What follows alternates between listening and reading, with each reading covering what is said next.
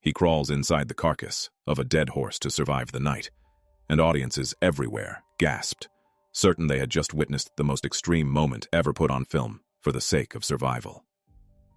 But here is the strange truth. That scene, one of the most talked about images in modern cinema, never happened to the real man at all. It was invented, whole cloth, decades after his death, and yet it somehow captures something true about him anyway. Before we get into how that happened, and before we get into the one detail about this story that almost nobody knows, the detail that explains how a man who forgave his enemies still ended up dying in the exact same violent way, twice, years apart, at the hands of the same people who nearly killed him the first time, hit subscribe and drop a comment telling me which survival movie you think comes closest to real history. Because by the end of this video, you may change your answer. Hugh Glass was not a Hollywood invention.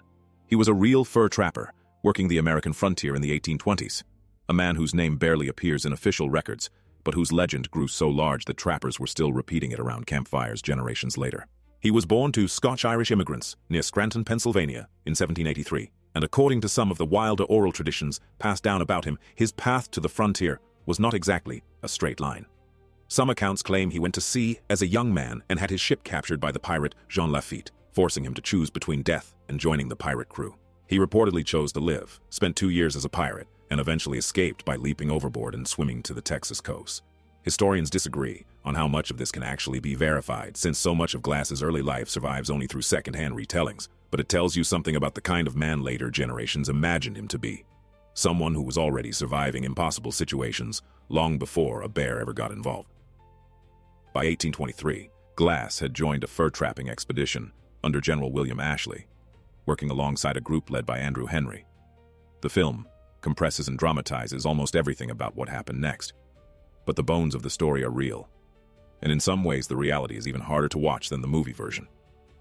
While scouting ahead of the group, against direct orders to stay close, Glass stumbled into a grizzly bear, likely a mother protecting her cubs. What followed is one of the most brutal recorded encounters between a human being and an animal in frontier history. The movie shows DiCaprio being thrown, clawed, and nearly torn apart in a single unbroken, agonizing sequence, and critics and historians alike have pointed out that this scene is remarkably close to what actually happened. Glass made a futile attempt to climb a tree before the mauling began, and he managed to fire a shot that wounded the bear without killing it. Those two details were left out of the film, but everything else, the sheer savagery of it, lines up disturbingly well with the historical account. Where the film and reality begin to diverge is what happened immediately after the bear was finally killed. In the movie, Glass faces the animal completely alone, a lone man against a monster, because that image serves the myth the story needed to tell. In real life, Glass was traveling with a hunting party of roughly 15 men who ultimately arrived and shot the bear dead, though only after it had already inflicted catastrophic damage. The wounds were horrific. Deep gashes covered his body, a hole was torn into his throat, and his companions genuinely believed he would not survive the night. This is where the story the movie tells and the story history remembers start pulling in very different directions. And it's also where the mystery I promised you at the start begins to take shape. Because what happened next to Hugh Glass, the real one, not the character DiCaprio plays, is something almost nobody who has only seen the film knows about, and it circles all the way back around to how he eventually died. Believing Glass was moments from death, the expedition leaders made a decision. Rather than delay the entire group, they paid 2 men to stay behind, bury him when he passed, and then catch up. Those 2 men were young Jim Bridger, who would go on to become one of the most famous mountain men in American history, and John Fitzgerald. In the film, Fitzgerald is transformed into the story's chief villain, a man who murders Glass's half-Pawnee son Hawk in cold blood right in front of him before abandoning him. It's an incredibly effective piece of screenwriting, giving the audience a clean, monstrous reason to want revenge. But it is also, according to every historical source available, complete invention. There is no credible evidence that Glass ever had a Pawnee wife or a son named Hawk and that murder never took place. What actually happened was simpler, and in its own way, more damning. Fitzgerald and Bridger waited a short while, decided Glass was as good as dead, took his prized rifle and knife so they wouldn't go to waste, and left him to die alone in the wilderness. Somehow, impossibly, he didn't die. With a broken leg, exposed ribs, and wounds that should have killed him from infection alone, Glass regained consciousness to find himself abandoned, unarmed, and roughly 200 miles from the nearest settlement at Fort Kiowa.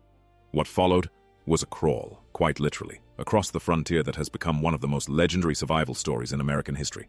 He set his own broken leg. He covered his wounds with a paste made from natural materials to fight infection. He is said to have survived partly by eating berries, roots, and even letting maggots clean the dead tissue from his wounds.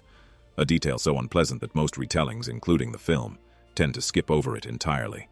Over roughly 6 weeks crawling and then eventually walking, Glass made his way to the fort, driven by a fury that had nowhere else to go. Now here is where the movie earns most of its emotional payoff, and where the historical record tells a story that is, frankly, far more interesting than pure vengeance. In the film, Glass eventually catches up to Fitzgerald in a snow-covered fort, and the two men engage in a bloody, prolonged fight that ends with Glass handing his half-dead enemy over to a group of Arikara warriors to be killed. It's a satisfying, brutal Hollywood ending. It is also not what happened. According to the historical accounts, Glass eventually caught up separately with both Bridger and Fitzgerald, the two men he had every reason to want dead, and he forgave them. He spared Bridger because he was still practically a teenager at the time of the abandonment. And when he finally found Fitzgerald, he discovered the man had enlisted in the United States Army, meaning that killing him would have been treated as murdering a soldier, a crime punishable by death. So Glass, instead of exacting the bloody revenge the film promises, settled for simply reclaiming his stolen rifle and walking away. Historians still debate exactly how much of this forgiveness narrative can be fully verified, given how much of Glass's story survives only through oral tradition, but multiple independent sources converge on the same basic outcome. No dramatic death, no climactic battle, just a man taking his gun back and moving on with his life. Which brings us to the detail I promised at the beginning, the one that gives this whole story its final, haunting twist. The bear didn't kill Hugh Glass. Fitzgerald didn't kill Hugh Glass. Nature itself couldn't kill Hugh Glass, not after everything it threw at him. So how did a man who survived one of the most horrific animal maulings in recorded history, who crawled 200 miles through hostile territory with a broken leg, who forgave the men who left him for dead, actually die? He was killed by the Arikara, the very tribe whose warriors had attacked his original expedition. The same conflict that set his entire ordeal into motion in the first place eventually caught up with him for good. Years later, while hunting near the Yellowstone River with two companions, Glass and his party were crossing a frozen river when a raiding party of roughly 30 Arikara warriors ambushed them, killing and scalping all 3 men. The frontier that Hugh Glass had refused to let kill him eventually got him anyway, just years later, and in a way that echoes the exact danger that started his legend to begin with. It's a detail the film doesn't touch at all because Glass's actual death happened well outside the timeline the movie covers, but once you know it, it recontextualizes everything that came before it. This wasn't a man who beat the wilderness. This was a man who bought himself a few more years from it. Now about that scene everyone remembers, the one where DiCaprio guts a dead horse and crawls inside it for warmth. That image has become almost synonymous with the entire film. Endlessly referenced, parodied, and discussed, and there is no historical record of anything like it ever happening to the real Hugh Glass.